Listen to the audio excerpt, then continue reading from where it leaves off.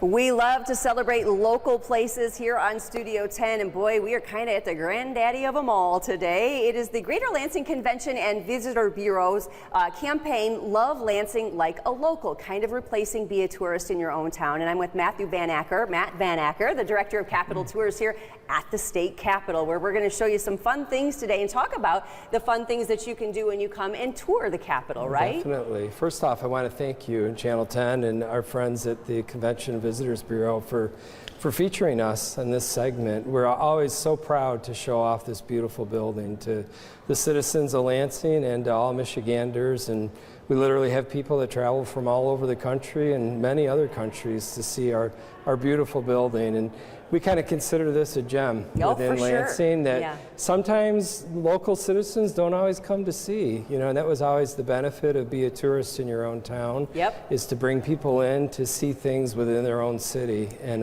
Matt, I have to say, so you said traveling from all over the state. I have to say that being here in the Rotunda at the State Capitol, which is where we are right now, it takes me back to 4th grade. And a lot of elementary schools throughout the state of Michigan made that road trip, and everybody was so excited in 4th grade field trip to come to the State Capitol. And they still are. This is the wow spot in the building, and we bring our 3rd and 4th graders in. And up till then, it's been an orientation. We're talking about rules and things they need to do when they're visiting us and giving them some history. But we bring them into this space. We have them lay on their backs, which we encourage all of our guests to do, old and young alike. And they get their first view of the dome up above us. And it's really a kind of an awe-inspiring experience. My first visit here, I was 4 years old. I grew up in Lansing. And my family brought us here, and I think it was with my older brother's Cub Scout group. I still remember the visit. All these years, I won't tell you how many years later, but Don't date all yourself. these years later, it was really a moment for me.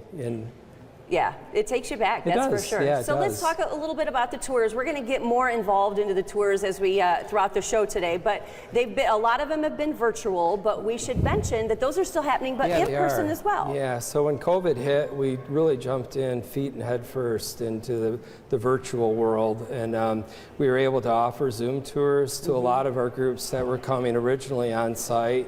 We were able to convert them pretty quickly to a virtual experience. They were totally interactive, so kids could ask questions of the guide as we went through with an iPad.